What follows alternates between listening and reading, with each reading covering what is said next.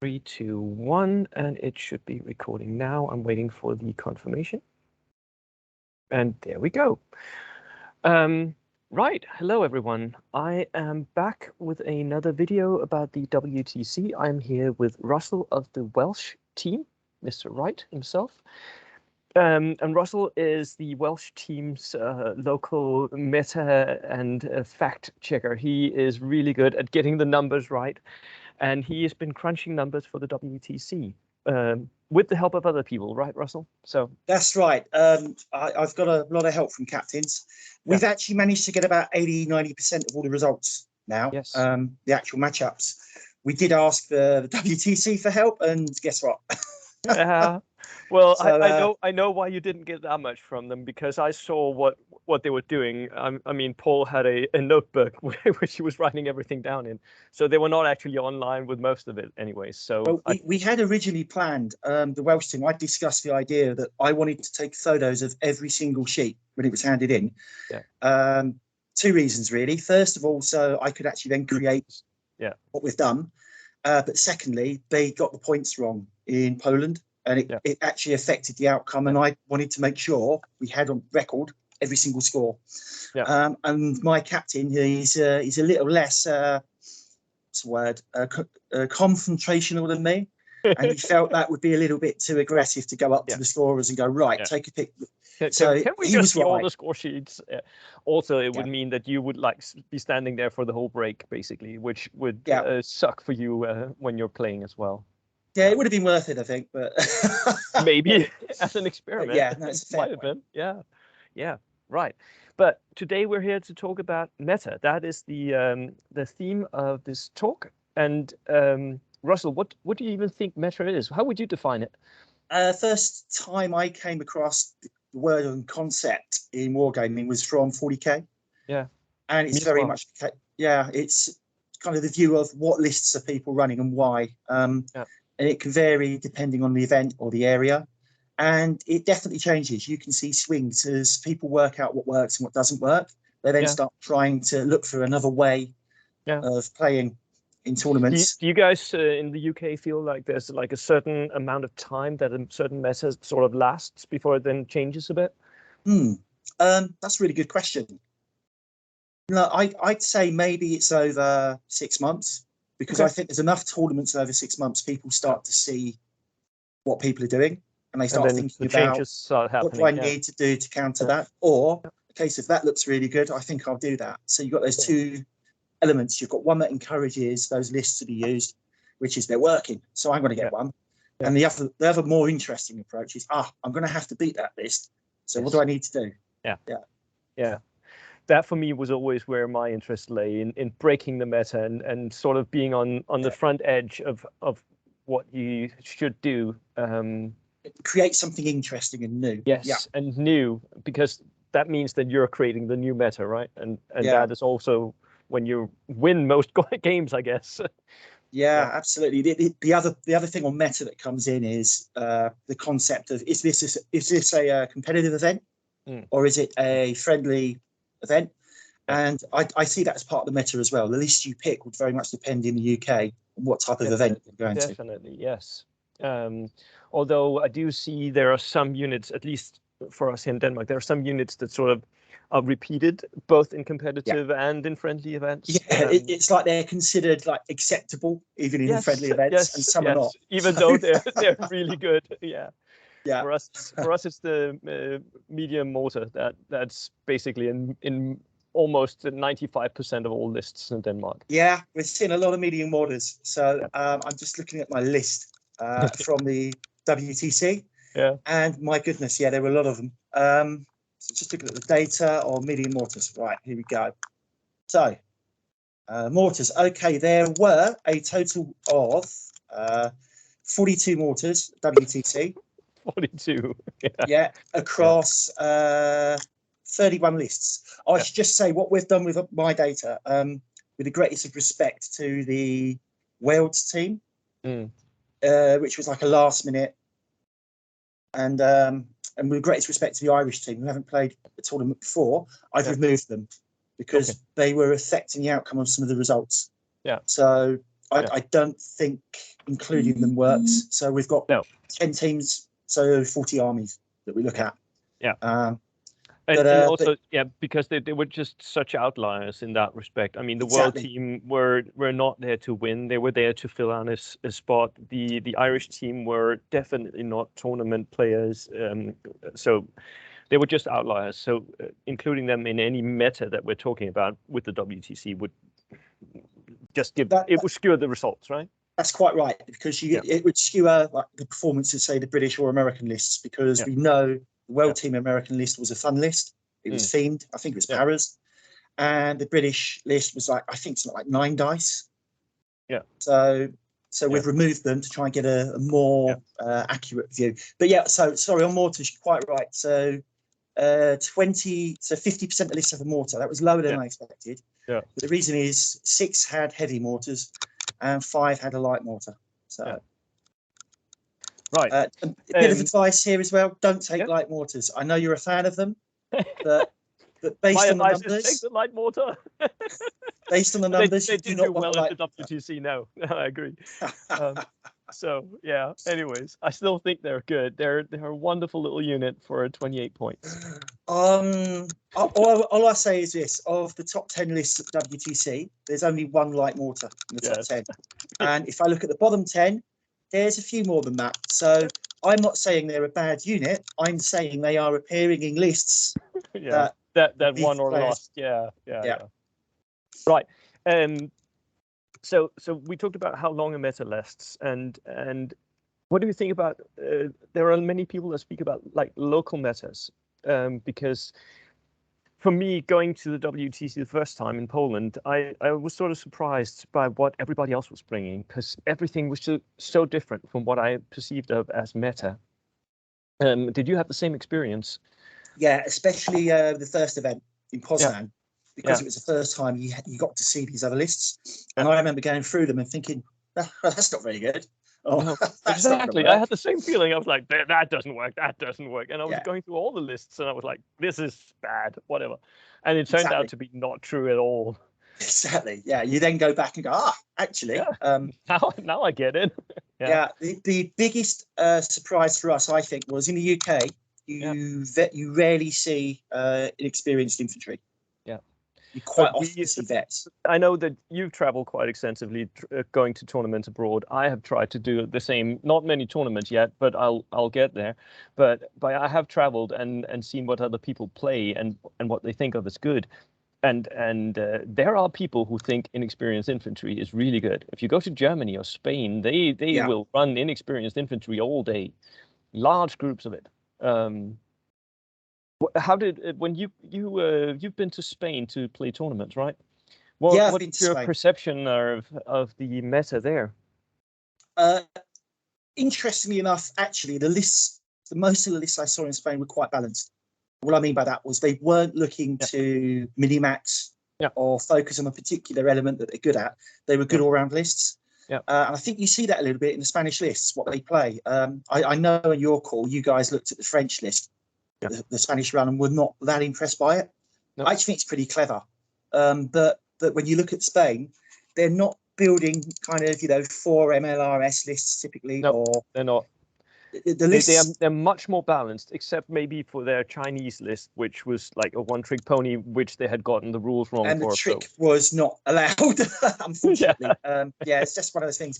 But for example, number of dice. So if I look at Spain, you're looking at an average of, say, 15 dice. Yes. Typically, they probably bring 1 armor unit, 1 maybe recce unit. They only go 1 or 2 platoons. Don't really go more than that. No. Maybe they all have just 1 flamethrower each, so there's no flame lists, as it were. There's like which we would have expected, at least after the last WTC in Denmark. It turned into be the flamer meta. Everybody was bringing 4 or 5 flamers in their lists, but that didn't turn up at the WTC at all. So that was interesting. The other thing that was interesting with the Spanish, they don't like snipers. Yeah. And which was again, that's a really interesting meta. There are other countries where every list has a sniper. These guys clearly don't want them. No, very few transports as well. Again, that can vary between teams. And they like armor. They do try and get at least 2 armored vehicles in their lists. Yes, yes. So, and you also been to Germany, right? And played tournaments there. What was your perception when you went there? I was surprised how high the dice count was. Yeah. And the way they do that is the use of lots of inexperienced units and smaller infantry sections. Yeah. So that really surprised me because I looked at that. I feel like the Germans would like their lists to be between 16 to maybe 21 order dice. Actually, yeah. If you look at the WTC, their lowest count was 18 and their highest was 21.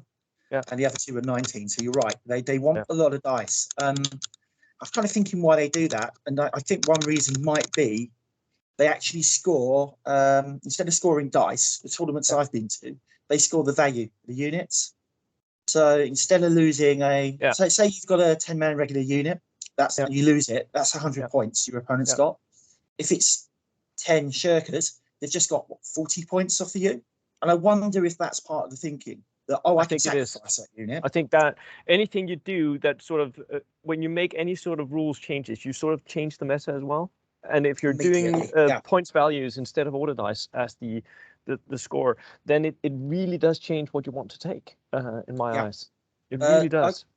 A good example of that, in the south of England, where I'm based, pretty much every tournament has its own tournament rule, which is you have a maximum of 1 rocket system and you have a maximum of 2 flamethrowers. That again changes everything. That immediately changes what you can do. Yeah. So would you say that in the UK you have different metas depending on your location? Yes. Yeah, I don't even necessarily mean England compared to Wales compared to Scotland, although there are differences there. Again, we often look at the Scots lists, and apologies to Al, we sometimes look at them and kind of shrug our shoulders and go, we don't understand why they're bringing that. And I'm sure they do exactly the same with us. Look at us and go, why are they spending points like that? But even in England, I'd say there's even a difference. There's like a north-south divide almost, from Midlands upwards. You do see a difference. You see, I think you probably see more competitive lists typically, and in the south it tends to be a bit softer. But that's not to say players in the south don't play competitively. They do, but silly things. Like I think different type of list maybe. Yeah, you see more transports. I think in the south, you see more softer vehicles. People like to move things around, it seems, for some reason. Whereas I like to do that. Yeah. No, I get it completely. I understand why that happens. Like you do see probably more combat lists or lists that do well in combat the further north you go in the UK as well. Which is interesting. In Denmark, we tend to have a lot of what you call balanced lists, but I think in Denmark is that small of a community that we mostly have like one meta here, but it does at least it does change, and it definitely changes when we go abroad and look at what other people are doing. So your lists are actually quite mixed. So when we looked at what your guys were doing, I think the one thing they had in common, they all have 2 armored vehicles. Yes, at a minimum. Try and force the opponent to have to focus on anti-tank as well. Yes. You like your inexperienced officers, don't you? But everyone does, to be fair. So you obviously see them as attacks. I think it also comes down to the fact that I'm just not very good at using officers, and most of us at the competitive level in Denmark don't really regard them as being that effective. So we discard them and pay the tax and then move on to something else that we want to do. Yeah, and I think see 90% of players do that. Yeah. But I talked to Ali about exactly this point, and he made the point, well, if you can set it up, it can be really effective. He had like one where he was facing one of the Americans, I think, at the WTC, and that guy had set up for a perfect double MRL shot at 3 or 4 of his units, right? And he forgot to do the snap 2, didn't trigger it, which would have absolutely obliterated Ali. So you can do stuff with snap 2. I know you can. I'm just not very good at it. So I'll just pay the tax. Yeah, that makes sense. Just on officers. So again, using the WTC, the only reason you ever really see regular officers, is when they're in German or Japanese lists, where you don't have access. You can't access the good old inexperienced officer. So it'd be interesting to see if the WTC changes to all GRP units, whether that changes immediately. Oh, it will happen. It will. Right. So of the 40 lists we looked at, for example, 25 officers were inexperienced. Yeah. 15 were regular, and of the 15 that were regular, 13 of them were German and Japanese, and all 15 were in the bottom. So it just doesn't work. Yeah. It doesn't work. No. Right. So I have like 4 talking points that I want to go over about the WTC. Let's start with nations. What are your facts and figures showing us about nations? What nations were picked and what was good? Okay, again, let's go excluding Ireland and the world with respect and focus on 10 teams that went to compete, if that's okay. So it's 40 armies. Most popular armies, it was a tie. You had 7 British lists, 7 German lists, 7 Japanese lists, and 7 Soviet lists. Yeah. And they all performed quite differently, which we can get into maybe. USA was then at 5, 3 Polish lists, 2 French, 1 Chinese, and 1 Australian. Yeah. Are you surprised by this spread? I am a bit. I'm kind of surprised there weren't 10 British lists and 10 Soviet lists. Yes. I'm a little bit surprised that there were. I think the US at 5. I thought maybe there'd be a couple more. Yeah. I was really pleased to see a couple of unusual lists like Australia, China, and Poland. Well, Poland, the Polish list we can talk about maybe. But at least there was a little bit of variation. Yeah. I was surprised. Personally, I was surprised not to see any Finnish lists at all. Yeah, I was. We talk about that a lot because whenever I see them in tournaments, they perform incredibly well. Yes. So you sit there thinking, why are people? And there were some dummy Finnish lists. Yeah. I know England had a dummy one, for example, and we looked at it and said that's the dummy one because it's not a very strong Finnish list. So they haven't worried about finessing it. If they were going to take it, they would have. Yeah. I suspect the issue with Finns is their anti-tank options aren't necessarily very good. No, and they have to have them in Panzerfausts in some units where you then are not picking the strongest units, or at least that would be the Danish Mesa, would be the Sissy units, that would be the strongest Finnish units, but they don't get Panzerfaust, so you have to have it in other options, which... Exactly. Yeah. Which messes up what you want to do with them, which is, let's be honest, I'm not going to call them a one-trick pony, but it's very much a case, I'm going to advance and I'm going to go into ambush. And then as soon as you move, I'm going to hit you on a 2, and then I'm going to repeat that again, and I'm going to repeat that again.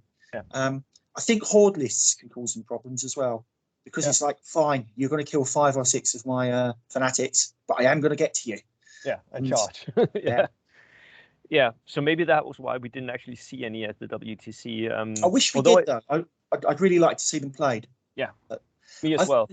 The other thing we think, in terms of why they're so rare, because I think it's well known they're very, very strong lists, but their model range is not very good. No. So there may be an element. It's kind of limited. Yeah. Although there are some really nice 3D print Finns coming out like this last year. That's really good. Yeah. That might change things then. It might. They're really, really pretty. But before that, it was really bad. So yeah. You expected 10 Brits and 10 Soviets. I did the same, exactly, because I think in that regard, we're very similar in what we like, the power ranking. Yeah.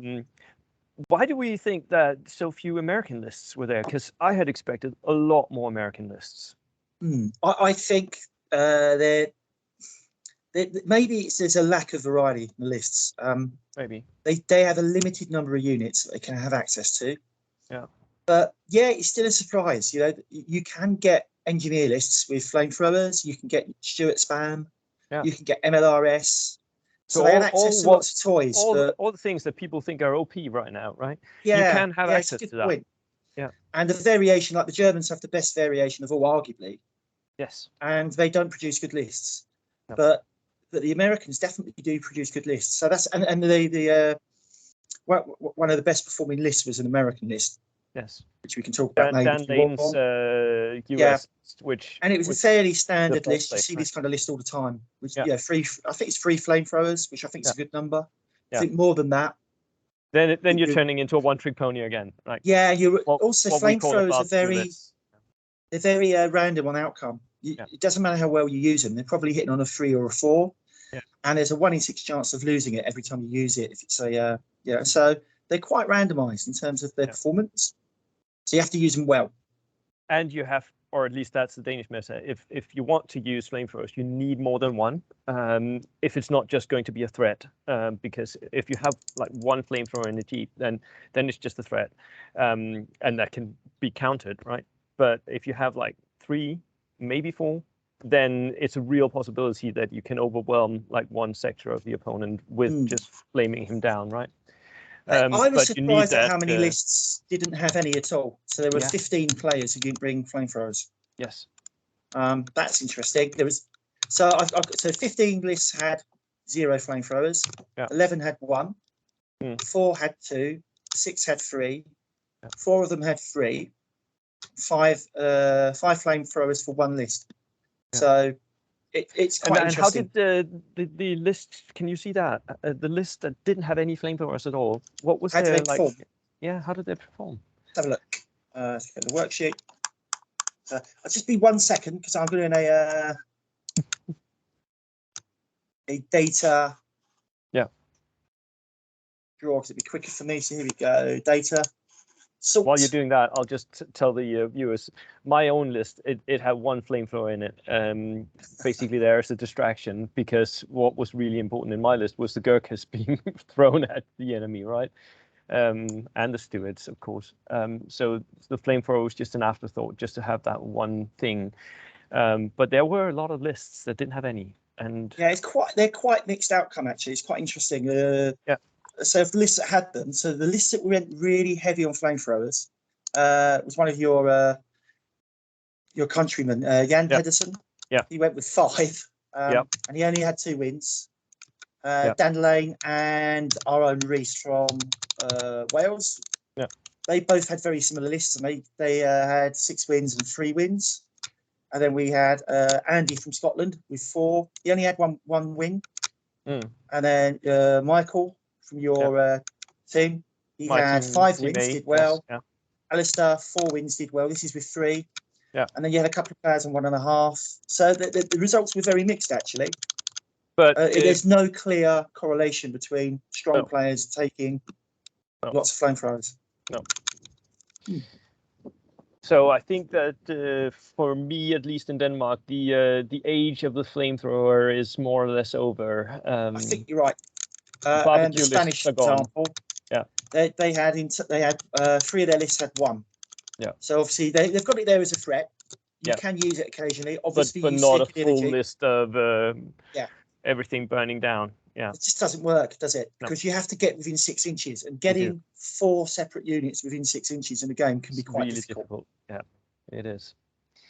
So that was right. We're already into units. Let's go on with the units then. Oh, sorry. that was the nations and the nation spread we just talked about. Let's go to units and talk about. So sorry on nations. Just on the performance. Yeah. So I can give you the average points each army scored. Let's do that.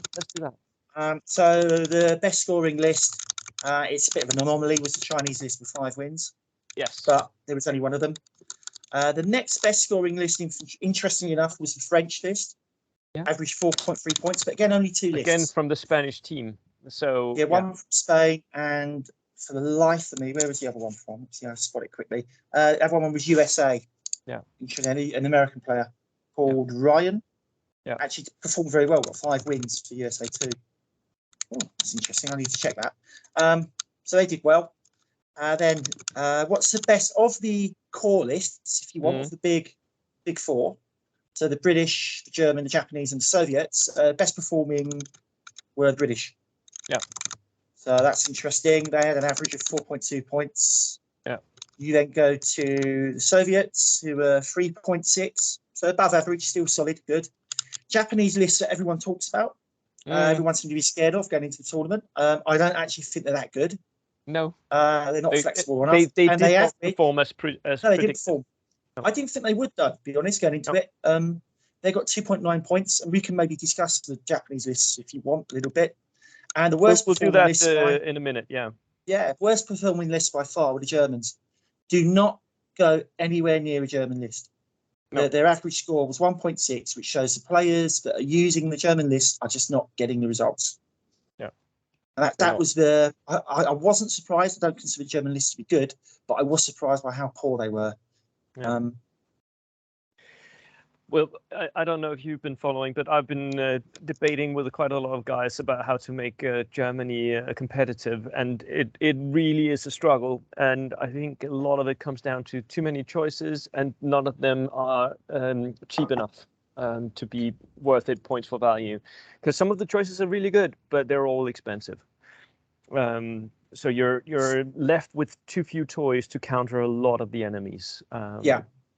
Yeah, they don't get any free units. That's one issue for them. One of the big issues, and the other issue is that they're like Hitler's buzzsaw. Yeah. Problem is LMGs are overpriced anyway. So, and we can clearly see you mentioning that the overall big nation that did well was Great Britain, and I think that's because you can sort of tailor your national special rules to fit whatever play style and what list you're bringing. That really helps, and you can't do that with the Germans. I agree. There is one other big reason why they do well, though. Yeah. Just select this. So let's get the. Are we talking that specific unit?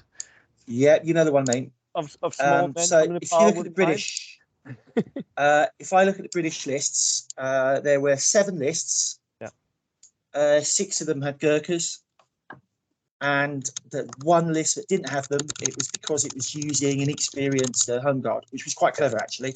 Yeah. So he could get 4 armoured units into his list. So that list still did well, but it's access to Gurkhas and it's access, I guess, to the Stuarts that make these lists really strong. It is. And then also they get 103 points. I don't think the Forward Observer's worth 100 points.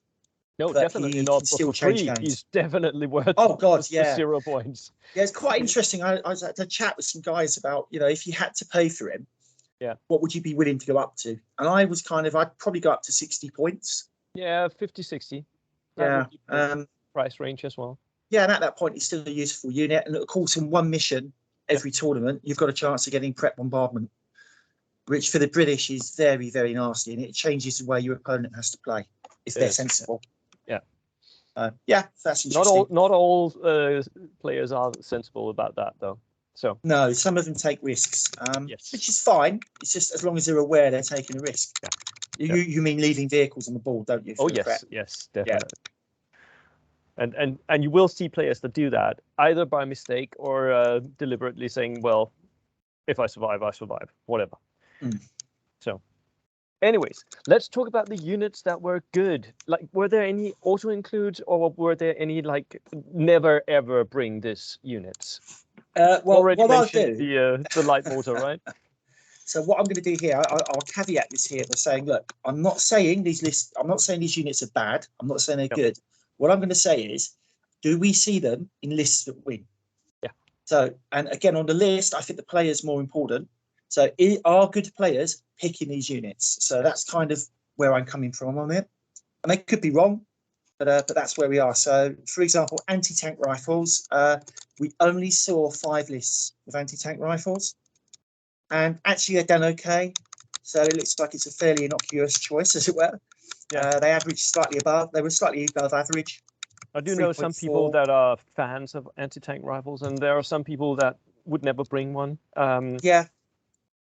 Yeah, I fall in the later camp. I just don't like them. I don't think me neither. But I do know people who are huge fans and use them as sort of a pseudo sniper unit or whatever. Yeah. And the argument, look, you're paying 30 points. It's pretty cheap. Yeah. It can actually, it can hurt. It's good against vets. Sniper against vets. It is. One. But no, I just think they're too vulnerable. So they're not for me, as they say. Yeah. But that's a great part of the meta. See, because we see so few anti-tank rifle teams and we don't see so many small teams, the number of snipers we're seeing has been falling. Yeah. If they suddenly became popular. Sorry. Let's go into the snipers. How many? You said that the snipers were not really that prevalent in the top lists. It was a lot. No, actually, they performed well in the top, but overall the tournament, there were only 18 lists out of 40 with snipers, which So really that's low. surprised me. Yeah, So that's really 22 low. lists had 0 snipers. Yeah. I did not expect that. And I Yeah. think that's because the meta's moved towards bringing armor. So Yeah. people look at them and think they're not worth it. And I also think sometimes you'll use a sniper and it does nothing for you during the game, or there's vets on the table and you're like, why have I got this? Yeah. But I actually love them, but that's just my call. People who, and then we have a split. So of the 18 lists, 9 of them brought vet snipers, 9 of them brought regular snipers. The lists that brought vets performed poorly. So generally speaking, players with the vet sniper did poorly at the tournament. And I think that's because they're pulling too much weight into that sniper, and he may not be needed at all because people might. I think the only reason why you bring a vet sniper, let me just say this, is because you want to win the sniper duel. Yeah. And if you're not facing any enemy snipers, that is just wasted points. So for me, that is one of the things why you would maybe not bring a veteran sniper and just a regular one. I completely agree with you, 100%. But it's only for sniper duel, and if there's not many appearing, you're normally not going to need it. And the other, but sort of the 9 lists that had regular snipers, a couple had more than one. They scored very well. There were 15 lists with 1 sniper, 3 lists had 2, but of the 3 that had 2, 2 of them were Polish, where they can get that marksman who's a bit cheap. Yeah, he's very really good cheap and really effective. For the fact he's one man doesn't matter. It makes very little difference to a sniper. So from my perspective, taking a regular sniper at the moment is worth doing. Very useful against those medium mortars if they're inexperienced. Very useful against the medium mortars, which we also saw everywhere. So that would be like one of the main targets that he would be hunting. Not so much infantry, but the small teams, the medium mortars. That would be his main targets, right? Absolutely. Although he has had one other very useful use. If you're against an army list that's got shirkers or any experienced infantry, just shoot the NCO and watch them keep failing those order tests. Because they will never ever make it. They'll be pinned out for the rest of the game. Yeah, that is always good. That is really good. Right, let's talk about transports then. Because there has been a meta, at least in Denmark, that transports are OP, that they are everywhere and they're used in a way that's not historical. Maybe it's just me referencing how the rivet counters in Denmark are complaining about transports. But how was the transport meta for the WTC? Right, let's have a look. So I'm just going to do my sword again. Might be a second. Transports. Okay, so we had in total, not many actually. No. So we only had, I've moved this for a second. Oh, so that's terrible. 65 transports across 40 lists, which was lower than I expected. Yes. A couple of the people brought 4. So Dan from England, he had 4 transports, so he could move his flamethrowers around. Yeah, he needed that. Reese also had 4. So where you had flamethrowers to move, you had transports. Same with Jan Pedersen. He also, with his lots of flamethrowers, had 4 transports. So what you're seeing is transports are being used to move flamethrowers. They're not being used for much more, which is maybe a bit of a surprise. I think what's happening, people are looking at them and saying, well, do I really want to sink points in a unit that it has a role, but maybe people were thinking about the terrain as well, because we all knew going into WTC, the terrain would be it was going to be a bit open, which means transports are terribly vulnerable. So maybe the terrain was more sparse than expected, but we were expecting it to be quite low. So maybe that's the reason. But players who took them tend to perform reasonably well, actually. Well, I actually bought 3 transports myself, which I was using them in ways where I didn't actually transfer. I don't think I made a single rush because they're designed to bring the Gurkhas up to the center line and then like unload. And I didn't do that a single time at the WTC. I had my Gurkhas on foot every single game. So the transports were there to block off and to be like cover or whatever.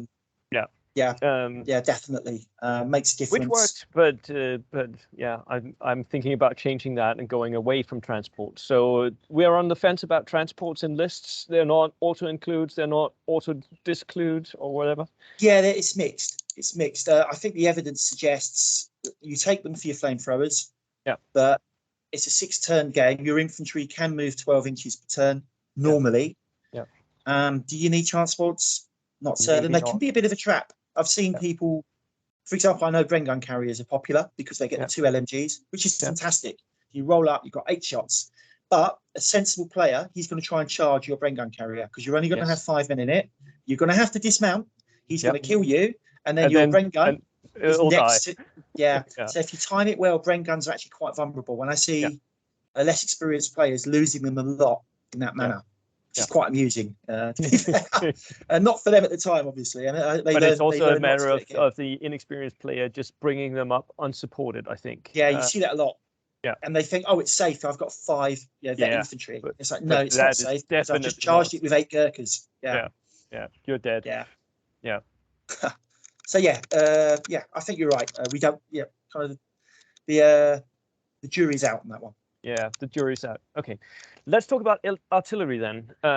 Was there any auto includes in the artillery slots? Kind of. Artillery performed better than I thought it would actually. So let me just go and find it. Where am I? Big guns. Here we go. So we had 17 lists that brought no artillery, which is interesting. Yes.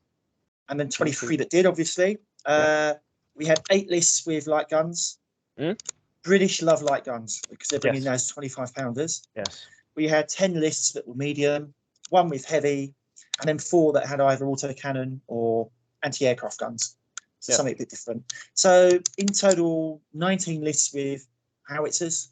And it seems the one list with a heavy did poorly. The medium howitzer list didn't do great, about average. The light lists did well, but I think that's because 5 of the 8 were British lists. So again, probably so they would do better. Yeah. Probably jury's out, but it does look like British players take them. Other players are less interested. But jury's out. Here's my thought, because I had expected gunline lists to do very well because of the relatively open tables. Yeah. And we didn't actually see that pan out exactly like I thought it would. I mean, some of the lists in, for instance, the Spanish team, they were gunline lists. His Chinese list, Ali's Chinese list, had the guns that it needed, right? It had 2 howitzers, or was it 3? And their French list had as well. 2. 2. Yeah, the French list had 2 howitzers and a mortar as well. So they had quite a lot of indirect fire. And their Soviet list had 2 as well. Yeah. So, and I had expected that to be like that across the board. Everyone who brought gunline lists doing well, but it's not absolutely the case. No. Again, there's a real meta there. So the Spanish, every single player had an artillery piece. Yeah. Only 2 of the Scots brought them. Yeah. Let's have a look. If you look at Poland, most of the players brought them. The Americans brought them. Yep. Actually, wonder who didn't. The British. British only had 1 list that brought howitzers. That's interesting. And that was their Polish list. What about your good sales? You guys didn't bring them as well. No. So it was only really Michael. You had 2.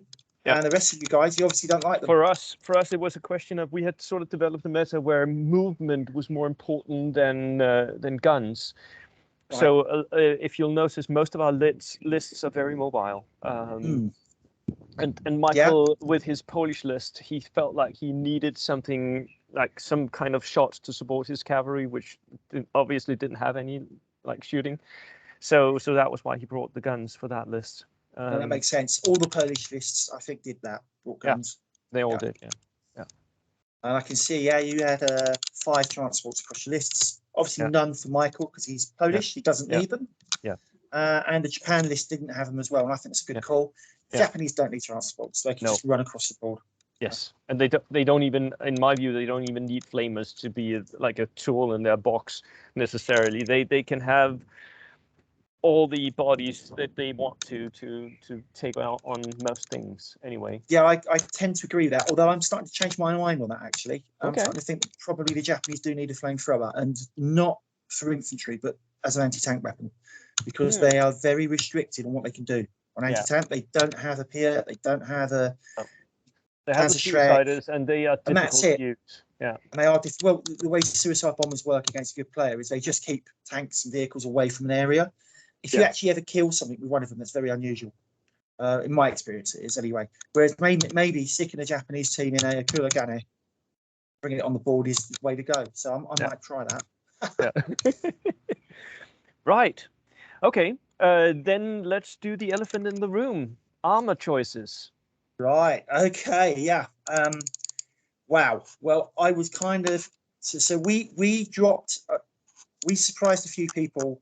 This is Welsh team with our choice of lists. You did. We had not figured you out. I can say that. So yeah. So what was the one that really surprised you that we brought? Well, putting you on the spot here, aren't I? Yeah, I am. I think you did actually, because you knew it was the MLRS list that we dropped. It was, and I felt like Paul was bringing that. So I was more like matching the lists to the players. I knew Paul had played MRLs before, and I knew that you had brought Gurkhas and you had brought Japanese. So I thought that one of those would be your list. So I was more like matching that, and that was what actually surprised me the most, that you guys had mixed it up somewhat from my expectations. Yeah. Yeah. We initially I was running the Japanese, and as I was running them, we were talking to Paul as well and saying, you know what, Paul, this MLRS list, it is basically just it's a casino list. It's like, can I roll a 6? Yeah. And I must admit, I hate playing against them, and not because they're strong, but because I just find them so boring. Because you sit there and it's like, okay, roll your dice, let's see if you can get 6. Oh, you got 6. Oh, you didn't get 6. I died. Oh, you got 6. It's just so boring.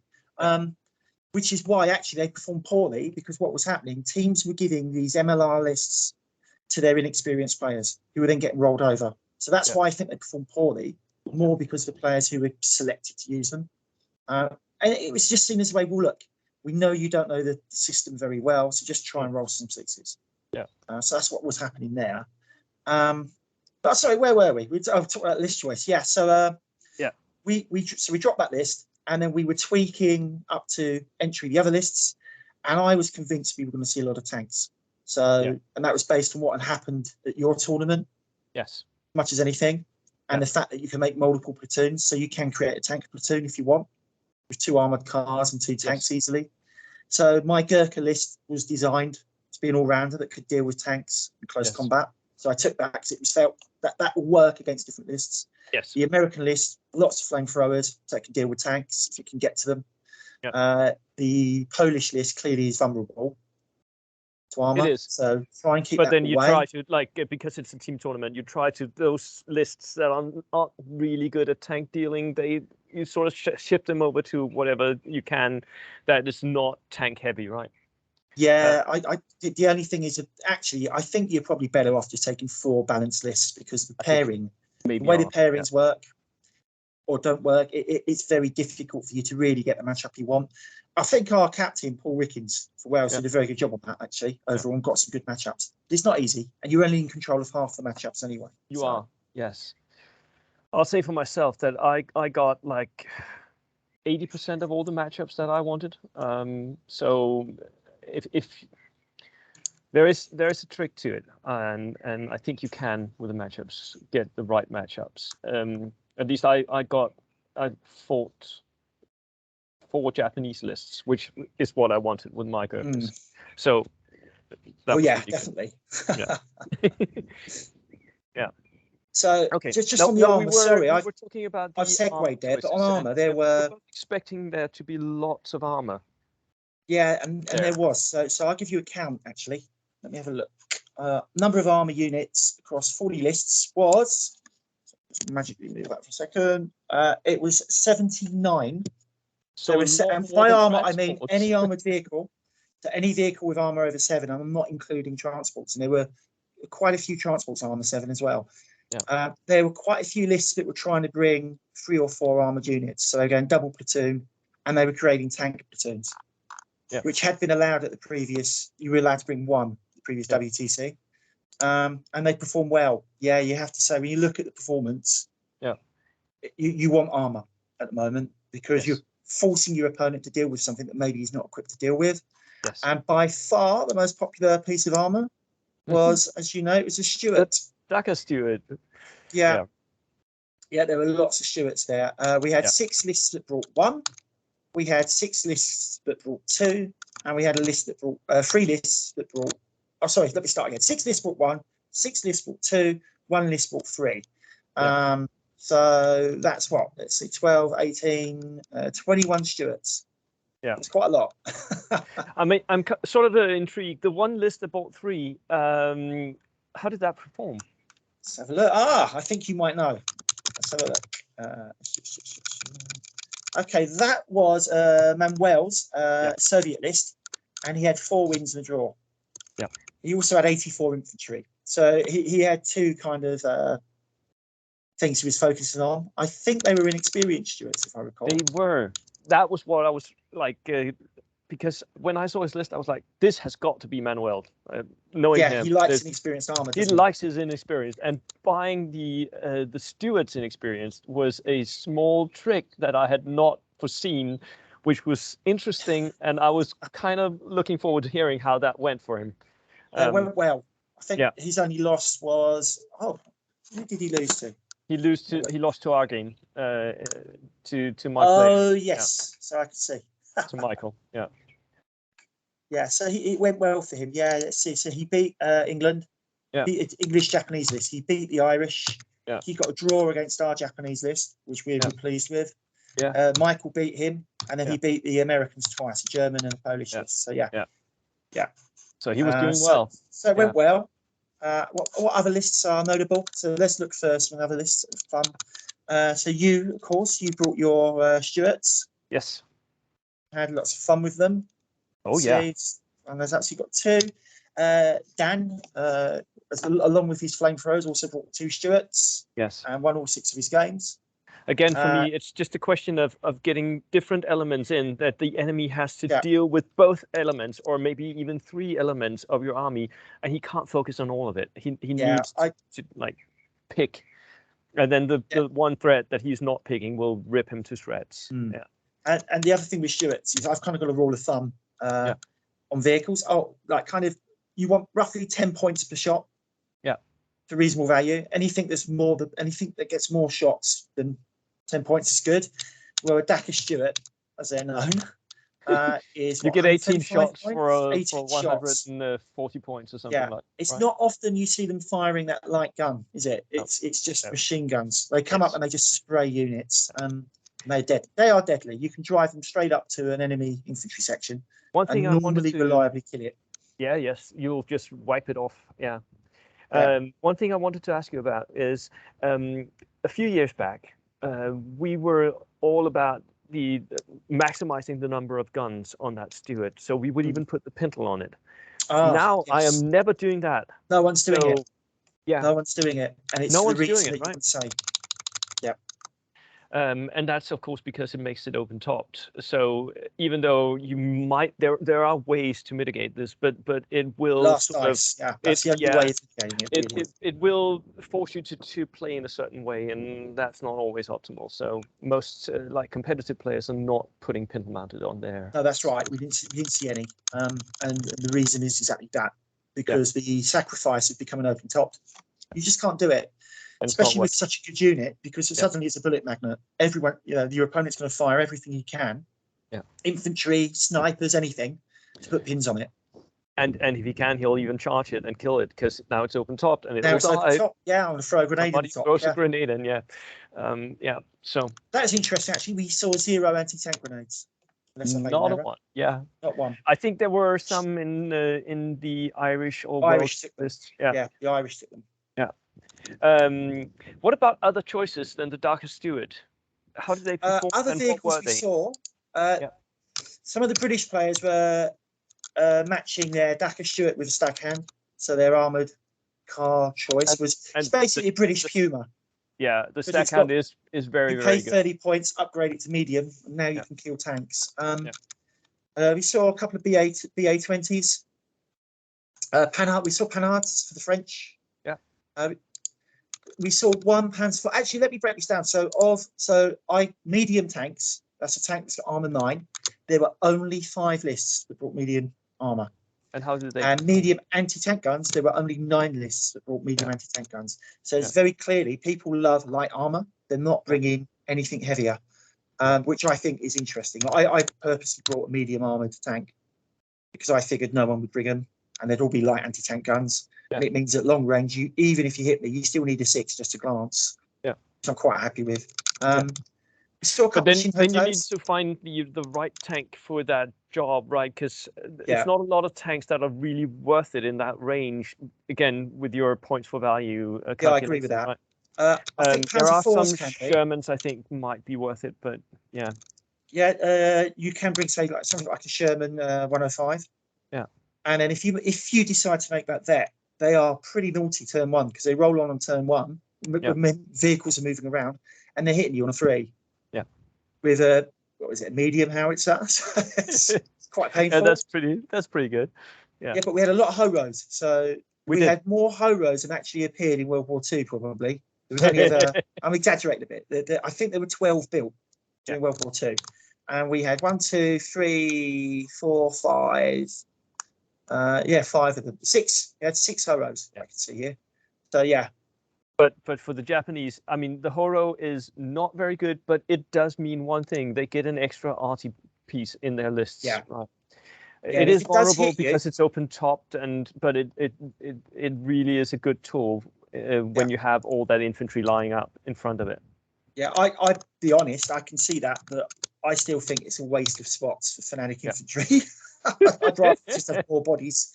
Yeah. But it's a good unit in and of itself. Yeah. Kugel blitzes were interesting. We saw a couple of those, and I know there's certain people on Bolt Action Competitive who are obsessed with them and really rate them. They did terribly. They really did not perform as well as you would have hoped. Interestingly, one of them was the list that did well with one was I'm going to murder his name. I think it's Jedez, the Polish guy. He won 4 games. He had a Panzer IV and a Kugel Blitz. And he also had a couple of Hanomag 250-9s. So a lot of points sunk into armor. Yeah. Yeah, and that suddenly means most lists probably struggle to deal with that level of armor. Yeah. So he can roll around, and you're like, okay, I can deal with one of them. Yeah. But that means the other half of the board, he's got free reign now. So that probably works. It does. Yeah. That's what we saw with our tanks. Lots of them, lots of light tanks. Stuart's performed incredibly well. The worst performing list that had a Stuart. Okay, so look, let me break this down. We had 13 lists for Stuarts, and of those 13 lists, one list only won 1 game but drew 2, and one list won 3. Every other list did better than average. Yeah. So read into that what you will. We discussed it can be several things. What do you think, yeah, I think that good players are choosing the Stuarts simply because they're such a good points for value. I think that is what is happening. I still don't believe that they are an auto include, that you have to include a Stuart in order to win something. But they are an amazing tool. That is right, and they're really good for the points value. So that's my take on it. Yeah, I agree completely. And comparing to, for instance, the Kugel Blitz, which I played against one of those Kugel Blitz lists, and my army was completely obliterated, but I still won the game. And that's because once you sink that many points into 1 or 2 medium to heavy tanks, then the rest of your army becomes ineffective. What else can you do? Yeah, absolutely. So you become a one-trick pony. Yeah. Although with that said, of the top 4 performers in terms of results, 3 of the 4 lists had Stuarts in them. Yeah. Stuarts appear a lot in the top 10. It does. And the lists up there that perform really well don't have access to them. So like the Chinese and the Polish, and the French. Yeah. So people who can get them are getting them. And Yes. I must be weird in that I'm not picking them for my list. Maybe I should. Maybe you should. But you like the Lee, don't you? And I that do. I also think has, it's a hidden gem. like its advantages. It does. It's expensive. It's 205 points, but I'm getting a medium anti-tank and a light anti-tank gun on it. Yeah. And the medium anti-tank, because it's an American vehicle, is also a medium howitzer. And I've got So it's just an extra machine very gun, usable, and it can go hunt different things. Yeah. Yeah. Yeah, And I the think I lost. Spitfire is really good, especially in the meta where there are a lot of tanks. Exactly. I use it. I use them. Yeah, if you've got tanks, use them aggressively. Sometimes people are too cautious because they've paid a lot of points, don't want to lose them. You can't do that. You've got to use them aggressively. Throw them That's up. what they're for. Just push, yeah, absolutely. push. Absolutely. And if you lose it, don't worry about it. It's fair to do that. So. Yeah. Right. So you talked about that we could maybe do. You had done some ranking. Oh, what, the players? Yes, the, and how that matches up to how we rank lists. And let's just preface this. This is completely subjective. This is like not based on anything but our experience and the Welsh team, how they like view people. So it's not something where you can use it for anything other than just this is what we think. Okay? Yeah, absolutely. It's completely objective. Sorry, subjective. Yes, the opposite. Yeah. So we had a go at ranking the players we knew, or that we played, 1 to 5. Yeah. So 5 being, this guy is one of the top 5 players that we've come across. Yeah. So I'm not going to name names because I think it'd be unfair. But I think people probably guess a couple of them. And the reason we did that, I was kind of particularly interested in what's more important, the player or list. Yeah. And somewhat unsurprisingly, so you've got 40 players here from across the world. They are not the best players available. I get that. There are players out there who are very, very good. I can name 5 in England, straight off the top of my head, who would be comfortable at this tournament. Yeah. So hands up on that. But there are some very good players here, that said. Yeah. Some very good players.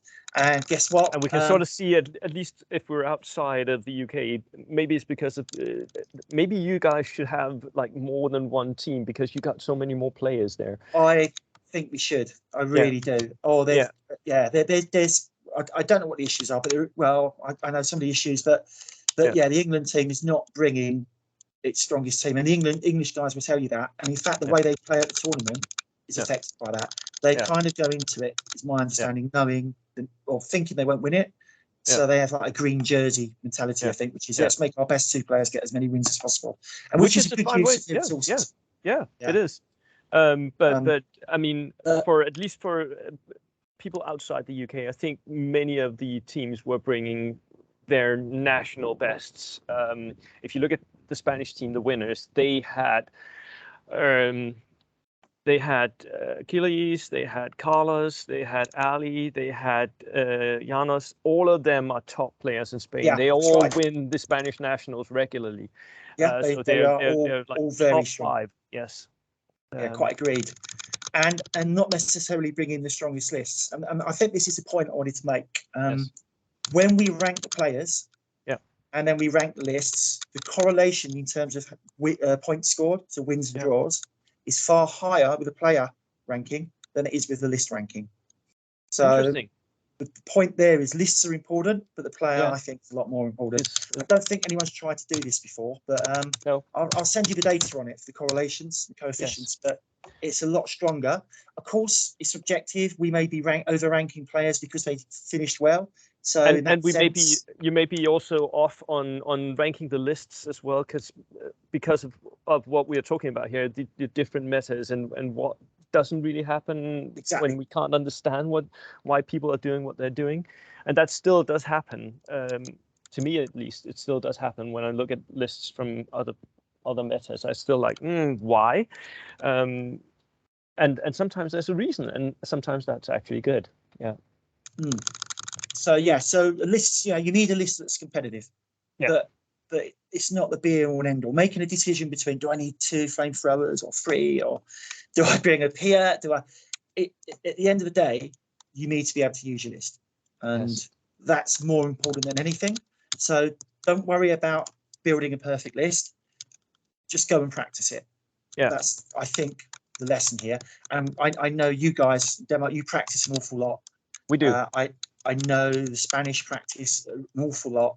Yeah. And guess what? They're the two best teams in the world on Yeah. performance. Yeah. And I think there's a reason for that. Yeah. Which is practice. I think knowing your list is extremely important. Yes, you need to do some like picking the right units and picking the right list, and I think you also need to pick a list that you're comfortable with, like the play style of it. Because I have seen really strong players pick a list that where there's maybe it's too intricate, or it's just not aggressive enough, or whatever, and then they perform poorly. So even though you might train a lot with this list, if you're not comfortable with the way it plays, then I think you'll also not do well. So I think you need to include that in good player, good list, and play style as well. Yeah, absolutely. I think that's Yeah. what called out a lot of the Japanese players, actually. I think their lists tend to roll over less experienced players. Yes. Because there's almost a panic factor. People are, oh my God, these things are going to get close to me, and you start doing things you shouldn't. Yeah. I think more experienced players go, no problem. I'm going to go just outside of 12. I'm going to start shooting you. I'm going to get your unit down to 10. I'm talking about bamboo spears here. If I can get your 10 bamboo spear, your bamboo spearmen down to 10, they're now not really that dangerous. And they know that, so they're not scared by them. And that's maybe why they underperformed, because they're against good players, and good players recognise what to do. Yeah. Right. The final thing I have on my list is talking about the actual lists themselves, and this, like the type of lists, and this is maybe a bit difficult. So we've already talked about how like pseudo tank lists was a thing, right? Yes, definitely a thing. It was a thing, and it did work. And it worked, yeah. Yes, maybe especially because of the way that this was set up, that it was because it was limited to armies of units only. I think that influenced the meta of this tank-ish lists as well. How did assault armies do? And good question. In your view, because there's a bit of a split here with two or maybe three types of assault armies that I think we saw. Right, we saw the British Gurkha lists. Yeah. Saw the Japanese bamboo hordes. Yeah. And then we saw the Polish cavalry lancers. Right, let's go over that. So first things first, British lists performed very strongly. Yeah. So Gurkha's work, there's no doubt that they are worth their points. Yeah. And especially, there's some special rules you can then put on them with the British list. So, British Banzai. Up and at them, yeah. I like Tough as Old Boots, actually, because it gives me an extra attack. Which is also very, very good, very, very strong, yeah. And when you're halving your opponent's attacks, it makes it more valuable. So that's good. Yeah, they performed very well. The three Polish lists all performed well, and they were all Lancer lists. Yeah. So if you bring in Poles, you bring in cavalry. But I also think that is something to do with the players. I don't know how you rate those players, but they should all have practiced quite a lot, because it's difficult to play Lancers well, and not just get shot off the board. Yeah, actually, interestingly enough, so the English-Polish list won 5 games. Yeah. His loss was to us, so I'm pleased about that. Your colleague, countryman, Michael, is it? Yeah. Yeah, 3 wins and a draw with them. So that's respectable. Yeah. And my countryman, where's he on the list? He had 3 wins with them. So actually, they performed about average, which goes to show you using cavalry is difficult. You need the right matchup, because the problem they have is they are a big target. They are. You can't hide them. They can't get into buildings without dismounting. Yeah. So there are ways of beating them. Hiding them, good luck hiding them. And if your opponent sits back and waits, he'll try and pick you off by getting a shot on you, but get a unit in ambush first. So their performance was about average, really, I'd say, other than Topher, and that goes down to the player as much as who's really has had years of experience. He plays him well, so he will move him around, but he's got his artillery sitting at the back. So if you do sit still, He'll try and hit you with that instead. Yeah. And he puts pressure on his opponent by playing very quickly as well. And some other things that he's good at putting pressure on his opponent. The other thing, so it's about the technique as well as the list. But the other lists, Japanese lists, combat lists. Now, I would argue we didn't see many horde armies. So this is one thing not say true is, horde armies, but they did have quite a lot of bamboo units. Some of them. What I'm going to do, I'm just for the final time, I'm going to do my sort. I'm going to do it by nation army because I'm going to get the Japanese together, and I'll go over them because it's quite interesting. Oops, let's click army. Get that right. Okay, so we had 7 Japanese lists. I would say only 4. Well, 4 or 5 of them were close to being hordes. So we have a list that had 132 Japanese. That's infantrymen. That was R1. You then had lots of lists that had, say, 60. 60 infantry.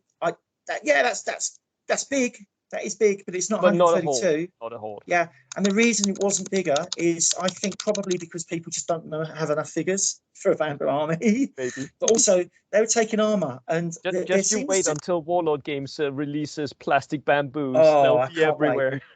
I can't wait. That would be funny. But the other issue is, again, I play Japanese a lot. Yeah, I really do. There is a recent trend to take Japanese tanks, and I have people tell me Japanese tanks are good. I just don't get it. I just do not get it. It's why are you taking a tank? You've got light armor. You don't do a lot of damage. You've probably got a light howitzer on it. They're rubbish. Take some your infantry is so good. Why not spend the points there? Well, that's the point, isn't it? It's not just the unit being bad. It's your other options being really good. And they perform poorly. So I stand by that. If you're taking Japanese, don't take armor. Just take lots of infantry. Take vets if you want, but take infantry. Yes. They're really good. I don't think I would ever take regular Japanese. Would you? I have done on occasion, but I mix them. I would never take for a tournament, for a friendly game. Absolutely. For a tournament, I very rarely take infantry of all one experience, which is actually another thing we can see in the meta. People don't tend to take all vets or all inexperienced, or there's normally 1 or 2 units in there to do a specialist job. So I might take a couple of regulars to do certain things, like to put a couple of pins out, or maybe I've got some mortar teams, so I need regs to get access to them for grenadiers. But generally speaking, I see what you're saying. I'd rather go inexperienced or vet than my Japanese. So that was tank lists and assaulty lists. Let's talk about the flamer heavy lists, because we didn't see any true barbecue spam lists, which I had expected. We saw a couple. No, we saw, but they didn't perform that well. Well, you say that. Actually, there were 3 lists. Dan Lane did. Again, it's the players. So Dan Lane with his list did very well. He had 4 flamethrowers. The other 2 4 flamethrower lists, average performance. And then when you look at the other ones, pretty much, average. In fact, this is interesting point. So we had 15 lists with no flamethrowers out of 40, and they won 3.4 games. Sorry, they scored 3.4 points. Remember, the average is about 3.4. The reason for that not being 3 is because we've removed Ireland and Welton. So that's the average. That pushes the average. If I look at the average overall for flamethrower lists, it's 3.4. So flamethrowers are not overpowered. Interesting. No, I'd argue they're not. If they're used well, they're great. But the issue with them, I had a game against Stefan from Germany. He runs up to me with a flamethrower. He's going to barbecue some Gurkhas, and he misses and he rolls a 1. So that'll happen so often. It does happen. And it's one of the risks you take when you use them. They're not a reliable weapon system. No, they're a good weapon system, but they're not reliable. What about MRLs? We also quite often, at least, discuss how OP they are. And if you look at tournaments in metas, for instance, Australia, where they will quite happily make restrictions, flamers and as MRLs are like one of the things that people look at. It was open here. And 29 lists did not have them. Remember, a lot of lists don't have access, but 29 didn't bring them. So 11 did. And if we look at the performance, there were 5 lists that brought 1, and they actually underperformed. They were weak. There were 4 lists that brought 2, and they averaged 3.4 wins, which is bang on average for the armies we're looking at. Yep. And 2 lists brought 4. So there were only 2 what I would call real spam lists with MLRS, and they won a total of 3 games over. Oh, sorry, they had a total of 3 points between the 2 of them. Actually underperformed. Yeah, badly underperformed. But again, that might be an element of kind of the player being given a list to run. Maybe. Because he was a less experienced player. But what we're seeing is people that are not picking them. So people have decided they don't particularly want them, which is interesting because that's not the impression you might get sometimes at tournaments. Yeah. But I don't know. I hate playing them, as I say, because I think when you run into 4 MLRS systems, it's like, oh, here we go. Right, well, let's see. Can you roll 6s or not? Taking 1 actually underperformed, which surprised me a bit. Maybe that's because it's an obvious That also target. surprised me because I have been a big advocate of taking 1 and then using it to spread out the enemy and hit him in one flank or whatever. And that underperforming surprised me. I had thought it would do better. I wonder why. I think maybe the problem is you set up an MLRS. You're typically going to take an inexperienced one because you're thinking, and it's in the open. It has to be somewhere in the open. Although I think, fair play the English, they worked out that by the rules you can deploy an MLRS in a building. So you can, even though it has a roof. Yes, you can put it in the building. So you can give it very good armor by doing that, and that's clever. But I guess with only 1, it's going to be in the open somewhere, and it's an obvious target. And if I can get 1 or 2 pins on it, it's going to start misfiring. It is. So maybe that's the problem with them.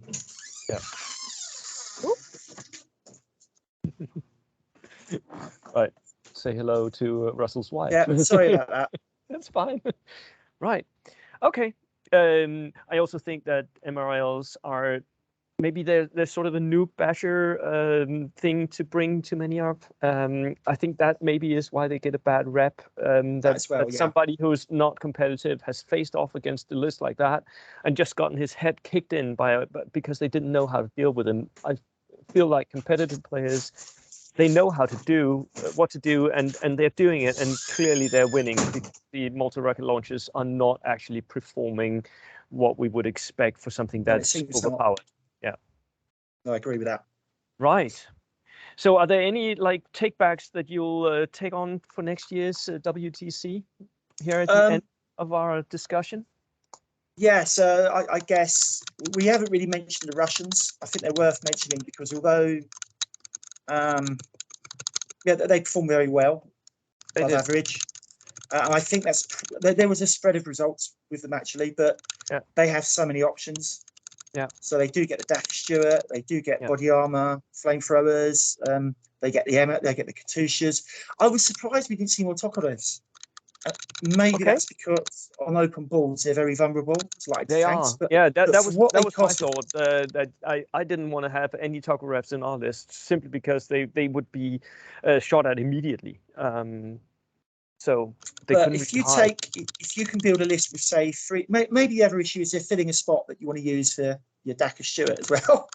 But if you can take 3 or 4 of them, they're very effective. They are, and you don't mind losing them. They're only 50 points, so whatever, you know, or 60, something like that. Saw those.